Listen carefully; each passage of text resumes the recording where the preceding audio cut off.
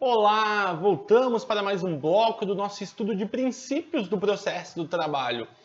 No bloco anterior, nós pudemos fazer algumas análises gerais sobre os princípios processuais, os princípios aplicados ao processo do trabalho e seu viés constitucional. E a partir de agora, nós vamos ter a oportunidade de estudar quais são esses princípios constitucionais que eu trago para vocês, evidentemente.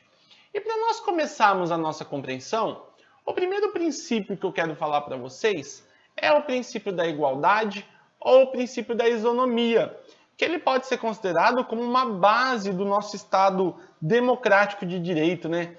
Eu até coloco aí para vocês na tela, conforme pode ser observado, que o CPC, no caso, embora seja um viés constitucional, o CPC ele traz para nós o seguinte, ele fala que é assegurada às partes igualdade de tratamento, Mas eu queria que vocês, primeiramente, trouxessem essa análise para o nosso artigo 5º da Constituição. O artigo 5º, eu vou até colocar aí para vocês novamente, deixa eu voltar lá na tela, opa! O artigo 5º, ele diz o seguinte, olha só, artigo 5º, caput, e inciso 1º da Constituição. Ele fala para a gente que todos somos iguais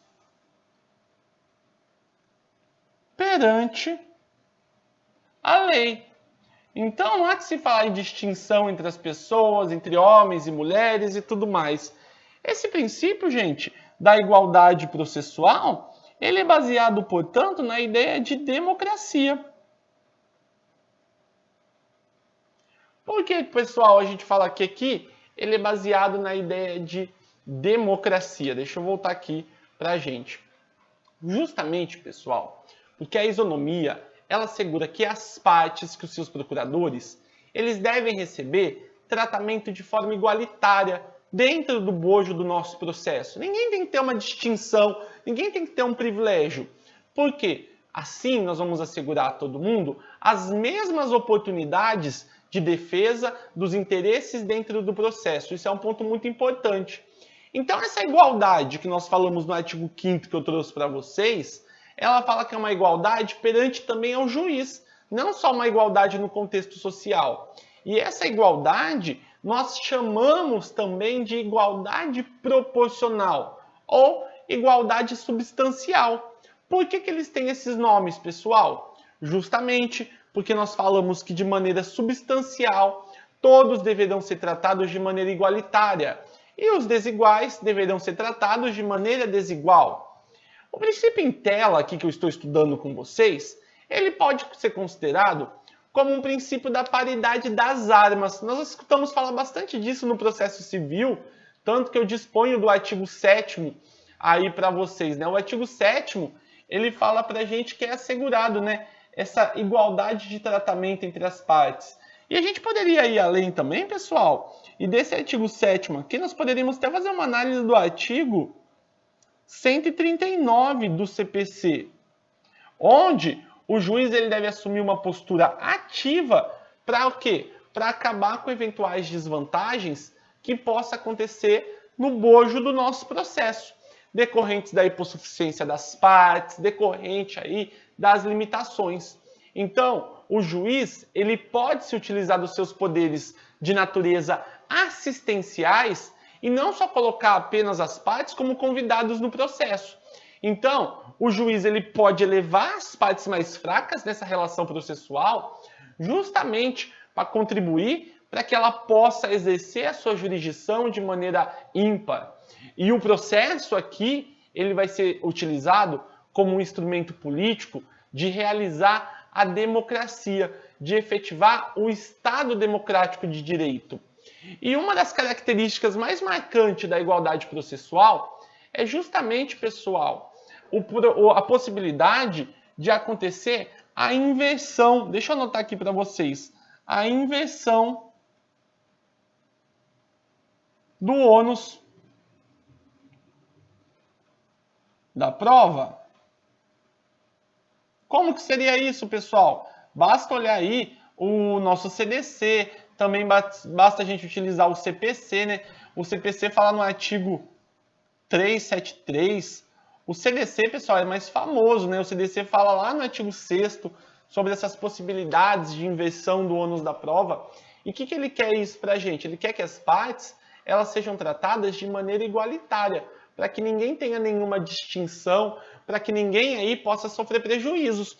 Então, se o juiz notar que uma parte ela tem o poderio econômico, que ela pode produzir todas as provas, e aquela parte hipossuficiente não, o juiz, com base nesses dispositivos legais que eu acabei de mencionar para vocês, ele pode também fazer o quê? Ele pode, então, inverter o ônus da prova para trazer uma igualdade entre as partes nessa relação processual. Um outro princípio que eu gostaria de falar com vocês é o princípio da inafastabilidade do Poder Judiciário ou o acesso ao Poder Judiciário. Neste princípio que nós vamos falar, ele também é conhecido como o princípio da indeclinibilidade. Olha que bonito, porque ele fala que a lei ela não pode excluir da sua apreciação do Poder Judiciário, deixa eu voltar aqui, lesão ou ameaça de direito. O que significa para nós, pessoal? Significa que o artigo 5º, inciso 35 da Constituição, assegura para nós que a Justiça, em hipótese alguma, ela pode se afastar dos casos que são levados até ela. Então, todos os processos deverão ser apreciados pelo Poder Judiciário se as partes se interessarem. Então, toda pessoa, seja ela natural ou pessoa jurídica, tem acesso à justiça tranquilamente, pessoal. Então, é um direito que nós falamos de natureza constitucional. Então, olha só, isso não significa dizer que obrigatoriamente você tem que ter uma resposta. Opa, deixa eu tirar aqui o negocinho que eu coloquei sem querer. Deixa eu colocar aqui. Opa! A gente coloca, às vezes sem querer, a gente bate aqui na nossa tela. Eu estou me adaptando aqui a uma mesa digital nova que nós estamos usando. Então, deixa eu voltar aqui para vocês. Como eu estava falando, então não significa que todo mundo vai ter uma resposta de mérito. Então, isso implica em dizer que o juiz ele pode julgar sem resolução do mérito, com resolução do mérito. O importante é que ele vai julgar. Você tem acesso a entrar com o processo e o juiz ele vai poder acessar a sua ordem jurídica, ele vai poder aplicar a ordem jurídica para você, para que aí uma sua eventual pretensão ela seja analisada nesse nosso meio, tá bom? Então isso é mais uma ideia que nós temos que ter em relação a esse tão importante princípio, que é o princípio da inafastabilidade do poder jurisdicional, tá ok? Próximo princípio que nós vamos falar é um princípio também bastante importante, é o princípio do contraditório e da ampla defesa, também previsto lá no artigo 5º, e que ele fala para nós, evidentemente, que é a garantia das partes em ter um processo, seja ele no âmbito judicial ou no âmbito administrativo.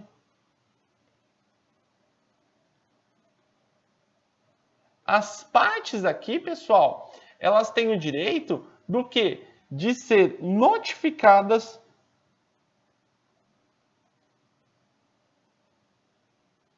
dos atos processuais. Para quê, pessoal? Para que elas possam garantir a contradição e defesa, se assim elas quiserem. Então, se as partes elas quiserem garantir a contradição e a sua defesa, elas têm esse direito, elas têm essa garantia. Por contraditório, pessoal, nós temos que entender que é, de um lado, a necessidade de dar conhecimento às partes acerca de uma eventual existência de uma ação e de todos os atos processuais que aconteçam dentro desta ação. Então, nós temos por contraditório isso. E por ampla defesa, nós podemos dizer que é a possibilidade das partes reagirem sobre esses atos processuais que estão acontecendo. Aqui nós temos um princípio que ele é aplicado de forma dupla, contraditório e ampla defesa. No contraditório você fica sabendo do que está acontecendo com o processo onde você está envolvido, e a ampla defesa você tem a faculdade de reagir ou não sobre esse princípio. Por que faculdade? Porque não necessariamente você é obrigado a reagir. Você vai reagir se você quiser. Se você achar que não é motivo para reagir, você não tem que reagir. Essa é a lógica que nós temos na ampla defesa e também no contraditório, tá ok? Fique ligado em relação a mais este princípio que nós estamos falando. Esse princípio do contraditório e da ampla defesa, ele também vai ter aí algumas implicações lá no nosso CPC. Se você analisar o artigo 7º, ele fala que as partes elas deverão ser tratadas iguais, né, evidentemente, e também elas vão poder apresentar sua defesa e aplicar as sanções em razão dessa sua defesa, caso tenha. E também não se proferirá uma decisão contra uma das partes sem que ela seja ouvida. Então, o que o CPC fala aqui para nós no artigo 9º? Que necessariamente as partes elas têm que estar cientes do seu processo. Se ela não apresentar defesa, o azar é dela, mas pelo menos ela tem que ser notificada para isso. Ela tem que ter essa ciência do que está acontecendo no processo. Nada pode acontecer de maneira escusa a ela. Ela tem que ter ciência de tudo, tá ok? Próximo princípio que eu vou falar para vocês é um outro princípio que eu gosto bastante. E esse princípio, principalmente na esfera penal, há um tempo aí no nosso meio político, ele foi bastante debatido, que é o princípio do juiz imparcial, ou da imparcialidade do juiz. O que significa para nós? Significa que, por imparcialidade, sempre que o Estado ele traz para si essa função jurisdicional, o que é função jurisdicional? É dizer o direito abstrato e aplicar ele aos casos concretos. Significa que esse Estado, na figura do juiz, ele tem que ser uma persona imparcial. Ele tem que ser imparcial na condução desse processo, na garantia desses processos, para garantir, inclusive, a igualdade de tratamento entre todas as partes e, consequentemente, ele fazer justiça. Então, nós podemos dizer que o princípio da imparcialidade, ele também está ligado à ampla defesa e o contraditório. Porque se ele assegurar corretamente a ampla defesa e o contraditório, ele está sendo imparcial. Ele está assegurando aí que a justiça ela possa ser feita de maneira correta. Então, imparcialidade, caso você queira notar, é isso. É o Estado juiz. Ele confere aos seus órgãos garantias de vitalicidade, inamovibilidade e irredutibilidade para que ele também exerça suas funções de maneira imparcial. Então, o que significa isso para nós, com base no artigo 95 da Constituição? Que quando o juiz ele tem esses preceitos de permanecer no cargo, salvo por uma decisão transitada em julgada, de não ser movido por conta da sua condução do processo ou diminuição dos seus salários, tudo isso é para que ele atue de maneira imparcial, para que ele assegure a justiça no âmbito do processo, para que ele seja aí a pessoa mais correta na condução de todas as questões de natureza processual. Olha que importante nós compreendermos isso, tá ok?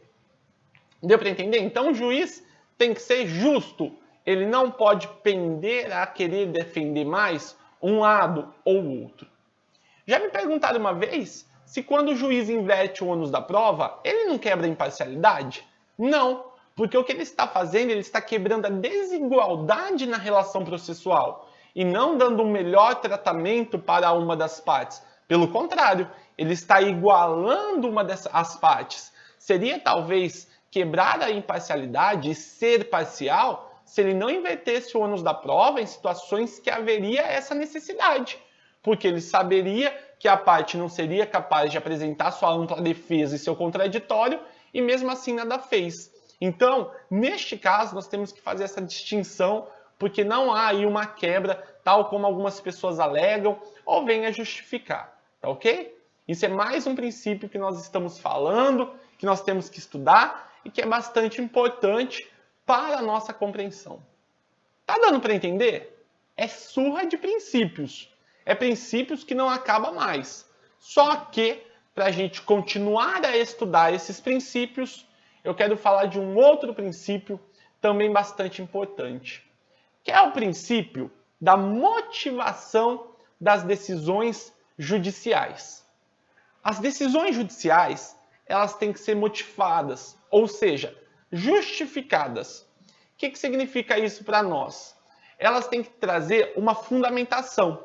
Essa justificativa não leia porque o juiz tem que dar satisfação por que ele julgou assim, mas ele tem que fundamentar os motivos que ensejaram a sua decisão, justamente para assegurar uma imparcialidade na decisão e também assegurar a ampla defesa e o contraditório.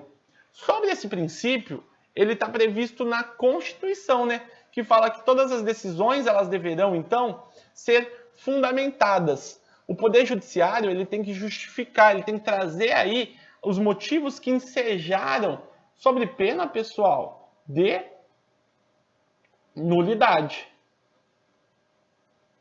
Olha só que importância, né? Para quê? Para preservar os interesses da parte. Olha só, o juiz, aqui, gente, ele é obrigado a fundamentar todas as suas decisões, expondo os fatos e as questões jurídicas que ensejaram a sua referida decisão.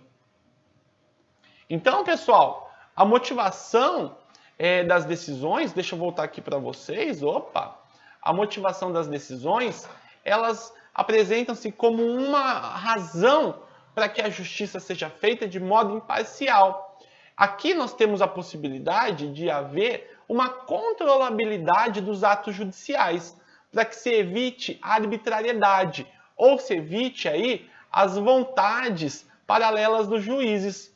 Então nós podemos falar aqui que ela tem que ser necessariamente fundamentada ou aí motivada. Ela tem que ser explícita as razões que levaram a tal compreensão.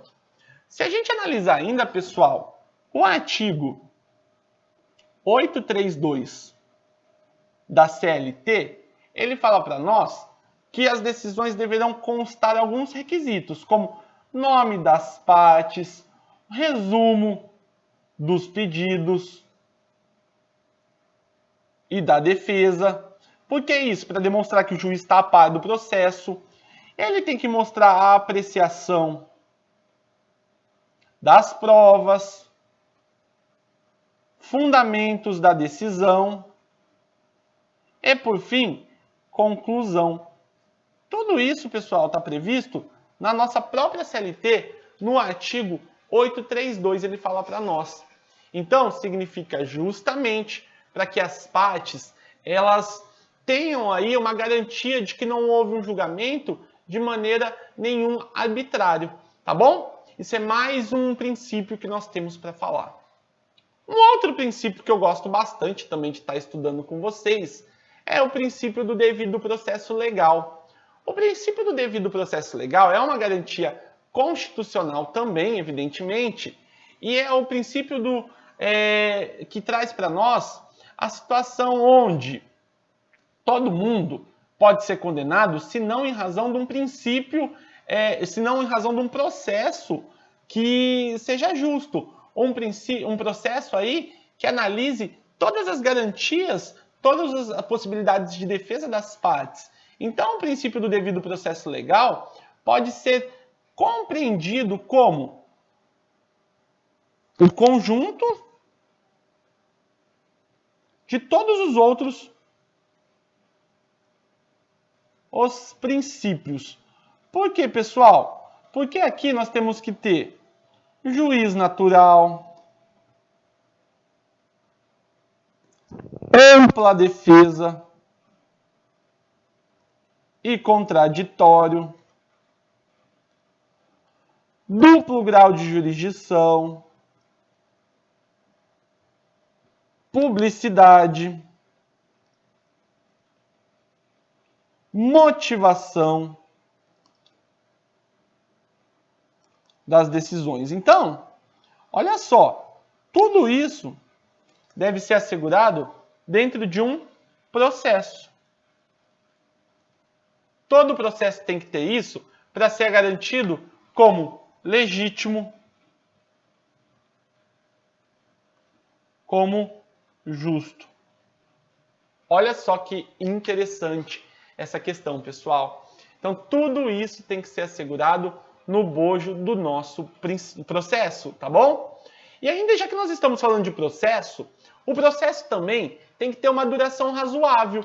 Ou seja, o processo, pessoal, aqui, ele tem que ser pautado na celeridade processual. Então, é a razoável duração do processo e dos meios que garantam essa referida celeridade, tanto na esfera judicial como na esfera administrativa, pessoal. Porque justiça tarda não é justiça. Então, nós temos que levar em consideração que o intuito desse princípio é garantir a efetividade do processo dentro do menor tempo possível. Dentro do menor tempo possível. Tá ok? Essa é mais uma ideia que nós temos em relação ao princípio da duração razoável do processo. Tá na Constituição? O artigo 765 da CLT, ele também consagra para nós. Ele fala, pessoal, da possibilidade justamente do processo ele atingir de uma maneira rápida as causas. E se a gente for levar em consideração no processo do trabalho, aqui nós temos que parar e pensar que as ações trabalhistas ela possuem um viés alimentar. Então, se o processo ele é demorado, gente, aqui a gente não está falando de justiça. Pelo contrário, a gente está falando de injustiça, não é verdade? Tá bom? Então, o próximo princípio que nós vamos estudar é o princípio do juiz natural. Juiz natural, ele pode ser considerado como aquele juiz que ele é aprovado num concurso público. Concurso de provas e títulos. Nós falamos isso lá na aula, quando nós estudamos a figura do juiz do trabalho. E, evidentemente, esse juiz, ele vai tomar posse depois de preencher todos os requisitos necessários. Esse princípio, gente, nós podemos considerar que ele foi introduzido justamente para que não acontecesse de haver fóruns diferenciados para julgamentos de processo. Ou seja, não haverá nenhum juízo de exceção. Não pode-se falar de nenhum juiz que será utilizado para julgar o seu processo de uma maneira diferenciada. Então, olha que interessante. Não haverá juízo de exceção. Todos têm direito a se submeter a um juiz competente e esse juiz competente, ele deve ser imparcial. Então, quando nós tivermos esse juiz competente e esse juiz imparcial, nós estaremos diante da existência do juiz natural sendo respeitado enquanto princípio. Tá bom? Isso é mais uma forma que nós temos aqui. Outro elemento que eu queria falar para vocês, um outro princípio, é o da liceidade das provas. O que significa a liceidade das provas?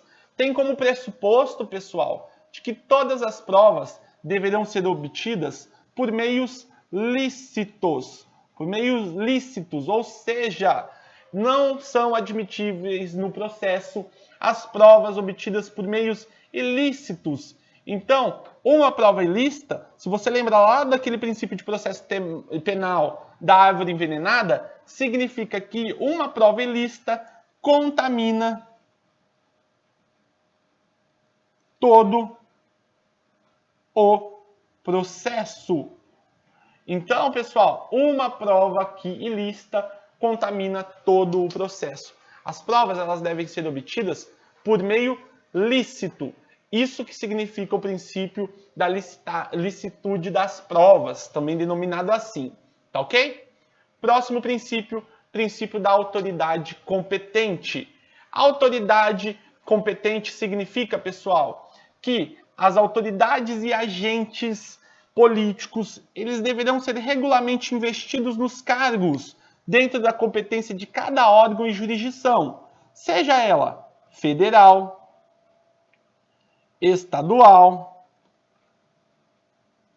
trabalhista, eleitoral ou militar.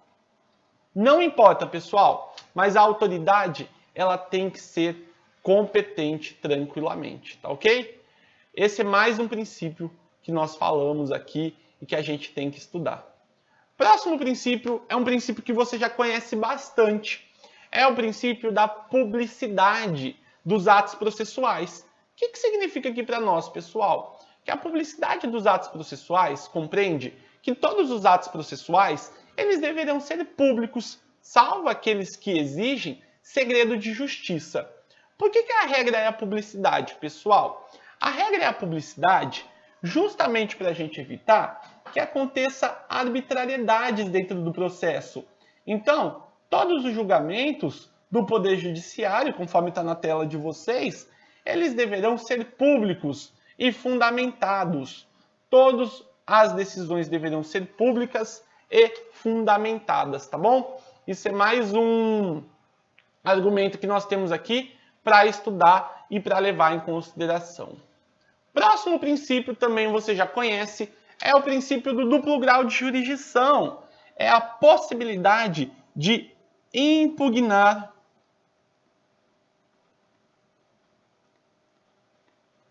a decisão judicial. Ou seja, é a possibilidade de impugnar, indica a possibilidade de reanálise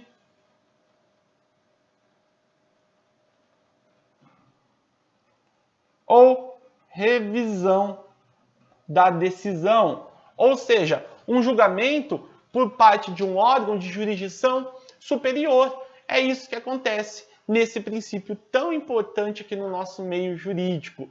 É sempre a possibilidade de nós apreciarmos o nosso processo, de sempre a gente apreciar a nossa demanda numa instância superior. Tá ok? Esse é o princípio que nós falamos. E para a gente encerrar o nosso bloco, a nossa aula, vamos uma questãozinha na tela? Olha que diz. É fato de que o empregado, ele deve receber mais rapidamente as verbas que lhe são devidas, porque é de natureza alimentar, devendo assim haver uma simplificação do procedimento. Estamos falando de qual princípio? Simplicidade, proteção, celeridade ou informalidade? Gente, questão dada, né, para nós. É óbvio que se eu estou falando de rapidez no processo, é o princípio da celeridade que nós acabamos de falar. No próximo bloco, daremos continuidade ao nosso estudo dos princípios, falando dos princípios de acordo com o novo CPC. Num clique de mouse, aguardo você.